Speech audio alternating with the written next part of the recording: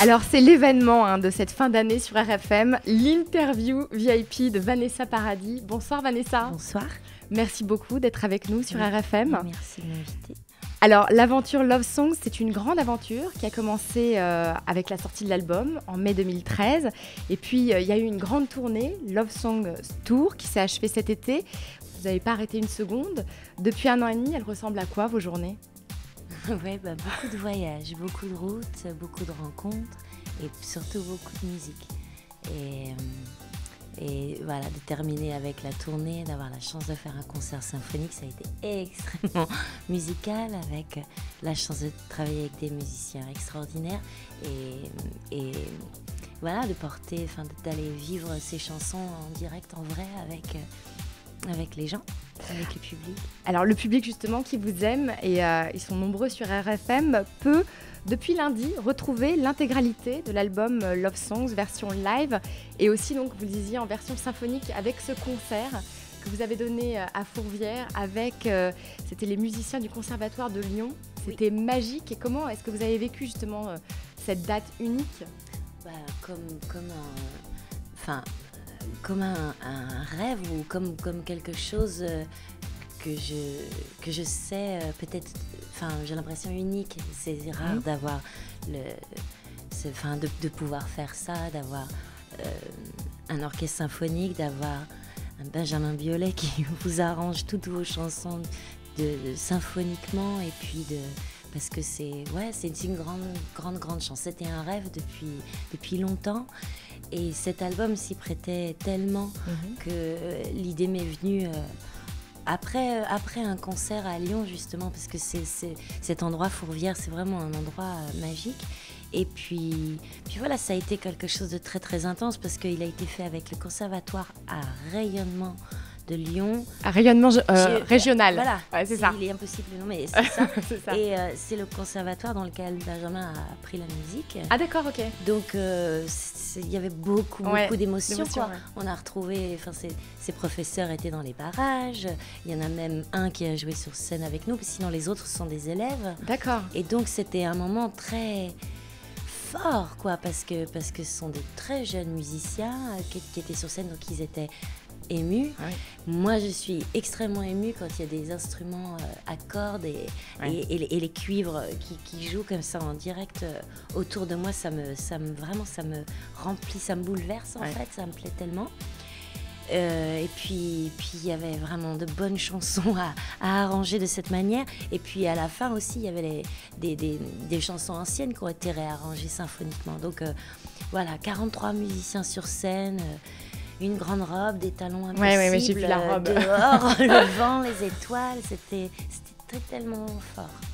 Donc Benjamin Biolay, il a fait toute la direction musicale en fait de l'album et aussi de ce concert. De ce concert et puis de la tournée, qui est un concert où on était 6 sur scène, où chansons récentes et chansons anciennes, et tout réarrangé par Benjamin, et ça aussi c'était très très fort. Et dans les médias, alors on dit que Benjamin Biolay c'est le nouveau Pygmalion de Vanessa Paradis, et on dit ça à chaque fois, c'est-à-dire qu'avec Lenny Kravitz, avec M, avec Gainsbourg, les médias c'est toujours le Pygmalion de Vanessa Paradis. Comment vous les considérez, vous, ces hommes qui ont jalonné votre parcours ? Comme des Pygmalions ? Pas forcément. Non, parce que sinon, je sais pas, c'est plutôt des collaborations. Il est vrai qu'ils apportent beaucoup plus de travail que moi, donc c'est peut-être pour ça qu'on dit Pygmalion. Mais un Pygmalion, je sais pas, j'ai l'impression que ça rassemble bien beaucoup plus de choses qu'un disque, quoi. Et puis je sais pas, ça commence à faire maintenant depuis le temps que je travaille, donc c'est ça. À chaque fois, c'est toujours la même appellation. On a l'impression que c'est un label, le Pygmalion de Vanessa Paradis, mais c'est pas forcément comme ça que... Parce que ce sont des gens avec des identités très fortes, très, très marquées, et que j'ai eu la chance que ils me donnent le meilleur d'eux-mêmes quand j'ai travaillé avec eux. Ça devient, à la fin, le résultat, c'est pas un album de de eux ou de moi, c'est notre collaboration, parce que même si je ne suis pas autant musicienne que ces fabuleux musiciens avec qui j'ai travaillé, je le suis, j'ai des envies, j'ai des idées, et j'ai la chance d'avoir eu affaire à des gens qui avaient envie de me rendre heureuse musicalement. Donc forcément, ça passe par un partage, et donc d'où collaboration. Mais ça ne me gêne pas qu'on dise Pygmalion. Ça vous dérange pas? Bah, je sais pas, surtout quand c'est réussi, non, je m'en fous. On peut appeler ça comme on veut, vraiment. Dans ce coffret-là, Love Songs Tour, on peut découvrir aussi de nombreuses photos. Il y a beaucoup de photos qui ont été prises comme ça sur le vif, des coulisses, de vous, de la scène. Des photos qui ont été collectées par 2 artistes français. Ouais, deux très grands artistes. Voilà. Et Ouais. Ça pourrait devenir un livre, a priori. J'ai lu ça dans le coffret, ce serait une possibilité? Mais je les tanne depuis qu'on a commencé à travailler en disant faisons un livre. Et ce sont des très très grands artistes. Ils font des objets de nos albums et de nos affiches. C'est des choses vraiment incroyables en plus. Voilà. Et là, c'est eux qui ont fait aussi le graphisme, ou c'est vous qui avez dessiné le dernier album? Non, pas du tout. Vous aviez fait des petits dessins? Non, ça c'est eux qui ont tout réalisé. Non, ça c'était il y a longtemps. C'est M Paris. D'accord. Alors, on parlait tout à l'heure justement de Benjamin Biolay. Il est multi-instrumentiste. Il passe comme ça, moi j'ai vu un concert là, de Fourvière, c'est incroyable. Il passe du piano, du clavier, à la guitare, au trombone. C'est absolument incroyable. Et encore sur la tournée, la grande tournée qu'on a faite, il jouait du violon, du trombone. Voilà, il fait tout. Oui, voilà, J'avais vu il y a quelques années que vous vous étiez mis à la guitare. Vous en êtes où avec la guitare? Toujours pareil, toujours pas beaucoup plus loin. Non, je touche la guitare que quand j'écris des chansons, et c'est bien pour ça que je progresse pas. Mais bon, quand je fais pas ça, j'ai fait d'autres choses qui me passionnent aussi et qui me prennent beaucoup de temps. Mais il y a certainement aussi pas mal de flemme, je ne sais pas. Mais non, je suis toujours pas venue. Et vous êtes pas mis à autre chose? Vous n'avez pas essayé de toucher à autre chose pour le moment? Non. Guitare? Non. Enfin, guitare, monsieur. Enfin, du piano avec 3 doigts. D'accord. Et voilà, non. C'est pour ça que sur scène, on me donne le tambourin. Voilà. C'est ça. Le triangle ou le tambourin. Le triangle, voilà. Exactement. Vanessa, vous restez avec nous pour votre interview VIP jusqu'à 20h. Et si vous êtes d'accord, on va aussi parler de votre amour pour la mode. Et je vais essayer de vous connaître un petit peu mieux. Ça marche? D'accord, ça marche. Vanessa Paradis est toujours avec nous sur RFM pour son interview VIP. Alors Vanessa, je sais que vous aimez la mode. Vous êtes depuis des années égérie de la maison Chanel et j'ai un petit cadeau pour vous. Oh, c'est gentil. Ah bah oui, c'est gentil. Je ne sais pas si vous connaissez Maison Labiche. Merci. Non. Ah, alors, en fait, Maison Labiche, ce sont 3 amis. Je vais vous tenir votre micro, ce sera plus simple. Hop. Ce sont 3 amis français qui ont décidé de monter cette maison, donc c'est 100% français. Et ce sont des, vous allez voir, des t-shirts d'une extrême qualité, voilà, avec un petit clin d'œil à votre collaboration. On a voulu vous faire un petit clin d'œil pour cette tournée, cette collaboration. Voilà. Est-ce que ça vous plaît? Il est très doux le t-shirt. Il est beau? Oui, merci beaucoup. Bon, j'espère que vous le portez. En tout cas, voilà, pour ceux qui nous écoutent à la radio ce soir, vous pouvez retrouver la vidéo sur le Facebook d'RFM. Alors, la mode et vous, c'est une grande histoire. Sur cette tournée, on vous voit avec des robes absolument magnifiques, des costumes de scène incroyables. Est-ce que vous êtes conseillé ou est-ce que vous savez parfaitement ce que vous voulez vous-même et c'est vous qui choisissez? Les deux, je sais parfaitement ce que je veux, mais j'adore qu'on me conseille et puis c'est comme ça qu'on trouve d'autres idées. Et pour la scène, c'est ma grande amie Charlotte Bétailleul qui me cherche, qui est styliste et qui me cherche des tenues pas possibles. Et ça donne ça, quoi, des robes, plein de choses vintage surtout, c'est ce que je préfère. Les matières qui ont à peu près 100 ans, ou 80 ou quoi, les matières, les couleurs des années 20, des années 30, c'est ce que je préfère et ça se marie vachement bien avec un jean, avec des baskets, avec n'importe quoi. Et voilà. Ouais. Alors, est-ce que, Vanessa, comme la plupart des femmes, vous avez des addictions en matière de mode? Oui, mais alors je ne sais pas si je devrais répondre parce qu'en fait, il y a des gens qui sont fous de chaussures, il y a des gens qui sont fous de sac à main, fous de pull, fous de veste. Et moi, je suis un petit peu folle de tout à la fois. C'est-à-dire que je dis, moi j'adore les sacs, j'adore les chaussures, j'adore les... Ouais, je suis très fifi pour ça, j'aime vraiment ça. Mais avec l'âge, je me suis calmée. Avant, j'achetais un petit peu n'importe comment ou quoi. Maintenant, j'aime bien acheter des choses vraiment qui sont que des coups de cœur. J'ai la chance d'ailleurs d'avoir une garde-robe comme ça. Et puis dans le métier qu'on fait, on nous habille très souvent, on nous prête ou on nous donne des choses, donc on est vénard pour ça. Ouais. Les 3 basiques de votre dressing? Un jean et un t-shirt, un vieux t-shirt qui soit bien, bien comme celui-là, et une veste d'homme, une veste de costume, ça c'est pratique. La pièce dont vous ne pourriez absolument pas vous passer? C'est une veste noire, il faut toujours une veste noire, quoi. Franchement, c'est... La chaussure idéale? Ça, il n'y a pas. Parce que les chaussures, les belles chaussures, je sais pas, j'adore les talons ou quoi, c'est pas idéal, ça fait tellement mal aux pieds, ça se tient pas toute une soirée, quoi. Donc, idéal, je sais pas si c'est le terme qu'on peut mettre. Mais après, je sais pas, comme on parle de la scène, par exemple, il y a des chaussures à talons. Dès que le talon est un petit peu large, on peut danser. Voilà. On peut être grande et danser. Donc, c'est bien. Les talons fins, c'est cauchemar. D'ailleurs, j'avais pas de talons larges sur le concert. Moi, j'ai vu que c'était des talons assez fins, mais pas trop hauts. Si, il y en a la dernière, vous rigolez, la dernière paire, là, c'était comme ça, c'était l'enfer avec le vent et la robe qui se prenait dedans et tout, mais il faut... c'est ce qu'il faut, voilà ce qu'il faut pour être belle. Exactement. Les articles qui vous concernent dans la presse féminine sont souvent accompagnés justement de photos de mode. Vous êtes habillée avec quasiment c'est l'éditorial. Est-ce que vous êtes à l'aise dans cet exercice? C'est quelque chose que vous aimez faire? De faire quoi? Des photos de mode, etc., avec de jolis vêtements. C'est quelque chose qui vous plaît, de poser? C'est ludique, hein. C'est vraiment, faut le prendre comme un jeu. Faut se rappeler de quand on avait 6-7 ans et qu'on allait dans la garde-robe de sa mère et qu'on jouait des rôles ou quoi.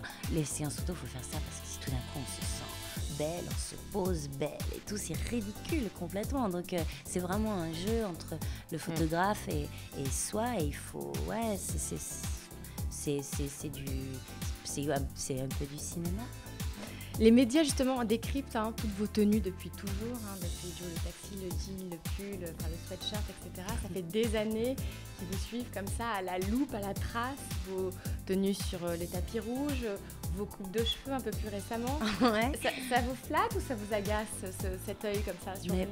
Ça m'intéresse pas tellement. Enfin, je sais pas, je préfère intéresser les gens que l'inverse. Donc ça me flatte plutôt. Vous êtes une icône un peu, vous êtes quand même une icône de style quand même. Ah ouais, non mais c'est bien sûr, ça me flatte. C'est flatteur. Ouais. Alors on connaît votre histoire avec la maison Chanel et là désormais, récemment, vous avez un lien avec une autre grande maison, avec Chloé. Ah oui, enfin c'est la chanson Mi Amor que j'interprète, qui est dans la pub, qui a été réalisée par ma copine Mélanie Laurent, et donc je pense qu'elle n'y est pas pour rien d'avoir choisi cette chanson. La chanson, c'est pour le parfum. Vanessa Paradis, merci encore 1000 fois d'avoir accepté notre invitation. On parle beaucoup des hommes de votre vie. Là, on vient de parler de Mélanie Laurent. On va parler des femmes de votre vie, si vous êtes d'accord. D'accord.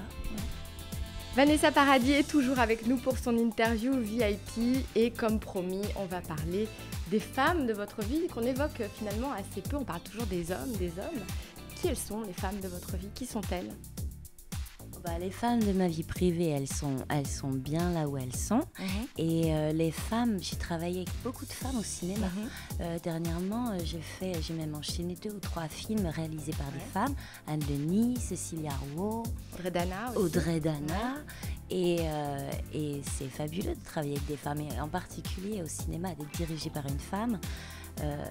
En plus, quand ce sont des actrices, c'est vraiment très fort. Enfin, c'était très fort avec Cécilia Rouault, qui n'est pas actrice. Mais parce que la sensibilité féminine, c'est quelque chose...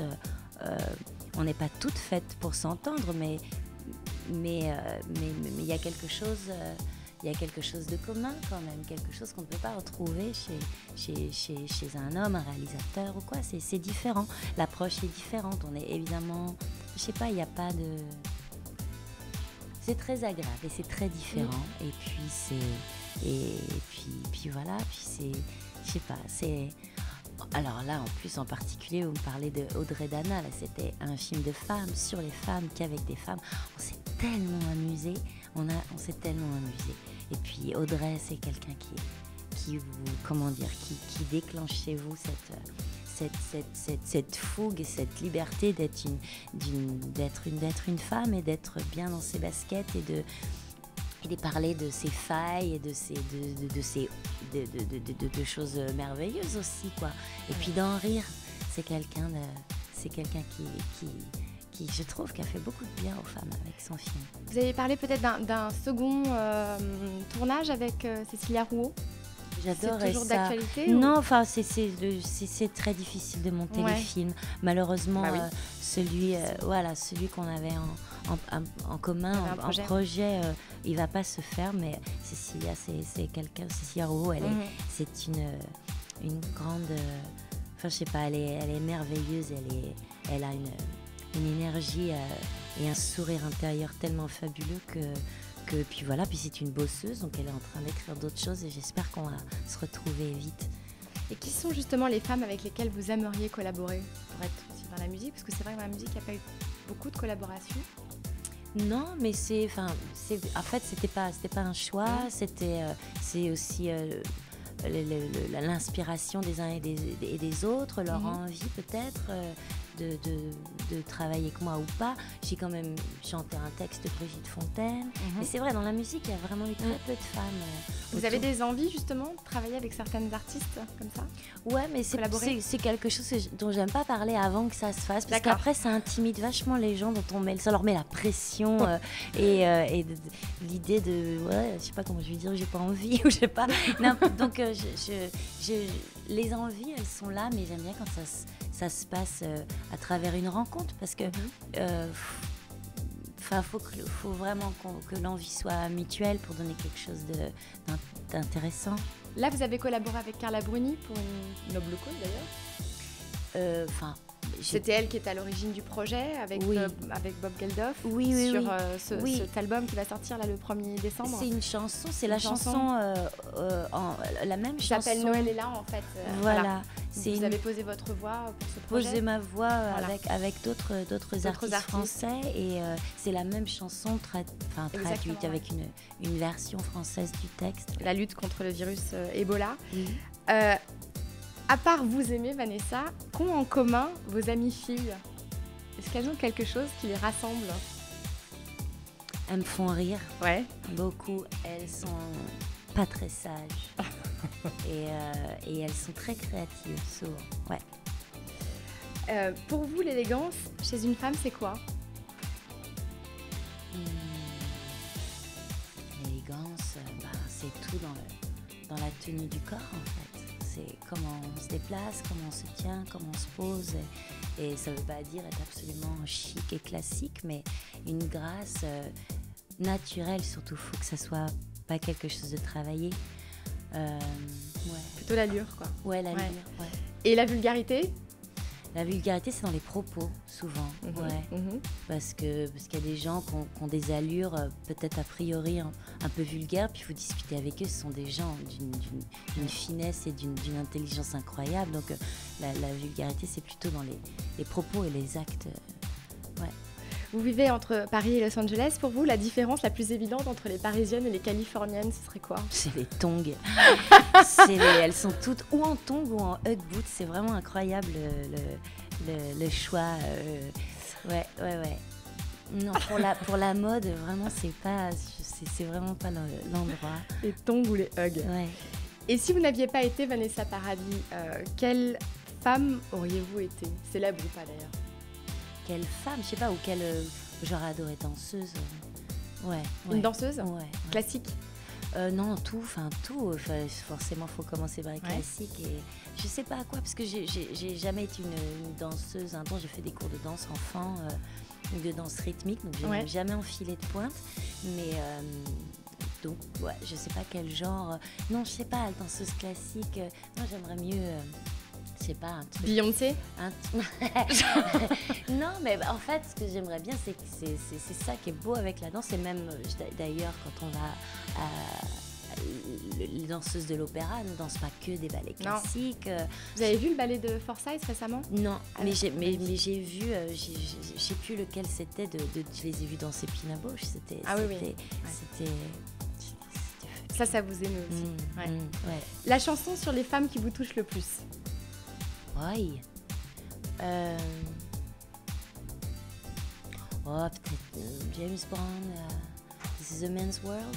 Pas mal. Ouais, enfin c'est ce qui me vient là, elle est très très connue quoi, mais Néné Cherry d'ailleurs on avait fait une très très belle This is a Woman, je sais plus ce que c'était le titre, This is my world, je sais plus quoi. Mais bon, je pourrais vous trouver des chansons françaises, mais là ça me vient pas. Un petit Julien Clerc. Un petit, oh bah ouais, souffrir par toi n'est pas souffrir. Ouais, ou Femme je vous aime. C'est un texte d'Étienne Rodagil en plus. Souffrir par toi n'est pas souffrir. Ok, on garde celle-là alors. Oui, bien sûr, c'est Étienne. Ouais. Vanessa Paradis est toujours avec nous pour son interview VIP. Avant de nous quitter, quelques petites questions comme ça, mais très rapides pour encore mieux se connaître. Si vous pouviez changer quelque chose de votre physique, ce serait quoi? J'aurais 10 cm de plus. Ok. Le principal trait de votre caractère? Je sais pas, je suis attentive. Celui dont vous êtes le moins fier? C'est l'impatience. L'impatience. Ouais. Le travers que vous détestez chez les autres? Je sais pas, le manque de gentillesse, quoi, le manque de générosité. Et au contraire, qu'est-ce qui vous touche chez les autres? C'est leur vraie nature en général, c'est quand quelqu'un... Ouais, c'est ce qui me touche, sont les gens naturels. Le cadeau que vous aimez faire?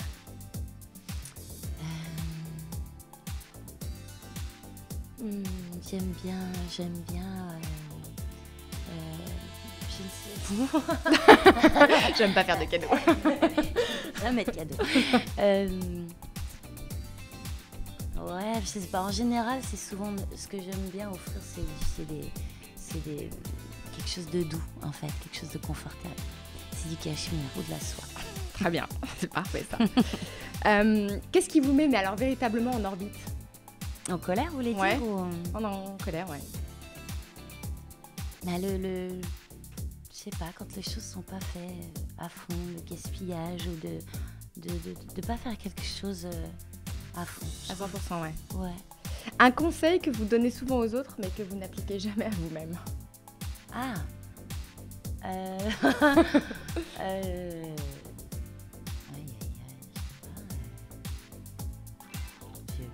Je pensais à quelque chose, mais je l'applique. Ça marche pas, mais... Vous pensiez à quoi, par exemple? Ah si, par exemple. Bah si, mais ça, c'est toujours plus facile de dire, Ouais. je sais pas, de garder son sang-froid. Ah oui. Plus facile de conseiller aux autres que voilà. Ouais. C'est évidemment pas évident. Est-ce que vous avez un livre de chevet? Un bouquin que vous aimez bien relire comme ça, l'emporter? Ouais, je sais pas, en ce moment je suis à fond Modiano, ça me paraît pas très original parce qu'il vient de tellement de gagner un beau prix, quoi, mais c'est vrai que sa littérature me fait du bien qu'il y ait souvent des histoires de noirceur, mais son écriture est d'une douceur et d'une classe, je sais pas lire son écriture, carrément ça me fait du bien, ça m'apaise, même quand il est dans des thrillers, il se passe des trucs, on ne sait pas quand est-ce qu'elle arrive et comment elle s'appelle et tout ça, mais ça m'apaise. Votre péché mignon? Le chocolat noir. J'aurais dû vous rapporter du chocolat noir. Non, c'est bien le t-shirt. C'est bien le t-shirt. Qu'est-ce qui vous fait marrer? Qu'est-ce qui me fait marrer? Ça peut être quelqu'un qui tombe dans la rue, ça peut être... Il y a un truc qui vous fait marrer, vraiment. Ouais, mais je sais pas, c'est-à-dire que il y a beaucoup de choses qui me font marrer, et dans les films, et dans la vie ou quoi, mais c'est difficile de sortir... Ça pourrait être, je sais pas, l'absurde, le cynisme, le... Ouais, mais tout ça. Tout ça, ça vous fait marrer. Tout ça, mais même la peau de banane ou quoi. En fait, ça dépend quelle est la chute, quelle est la personne, quel est le moment, tout ça, ça dépend d'un moment. Puis alors raconter des choses drôles qui vous ont ça, c'est vraiment... C'est pas drôle. Non, c'est pas drôle du tout. Gros blanc, gros. Donc... Et enfin, Vanessa, est-ce que vous avez des regrets? Non. Bah non. Pas de regrets? Non. Alors j'ai envie qu'on se quitte avec un de vos titres live issus justement de ce Love Songs Tour. Lequel vous avez envie de choisir pour nos auditeurs d'RFM. Aïe, aïe, aïe. On se quitte avec, allez. Ça, c'est bien. Prends garde à moi. Prends garde à moi. Regarde à Allez. moi, il y a les cordes, il y a, je sais plus s'il y a les cuivres. Mais bon, C'est bien. Voilà, c'est bien. On prend ça, on Oui. prend Prends garde à moi. On se quitte avec ça. D'accord. On se quitte avec donc Prends garde à moi. Merci beaucoup Merci Vanessa à Paradis, vous. c'était vraiment un plaisir. Merci, Jean. Et vous êtes chez vous sur RFM. Ok, Ça veut dire que vous revenez quand vous voulez. d'accord, il y aura du chocolat. Il y aura du chocolat noir D'accord, cette fois-ci. très bien. Combien de pourcents de cacao? Oh, tout. J'ai Ouais. pas difficile, non. D'accord, donc Très bien. large gamme. Ouais. Ok. ouais. Merci Vanessa, à bientôt. Merci.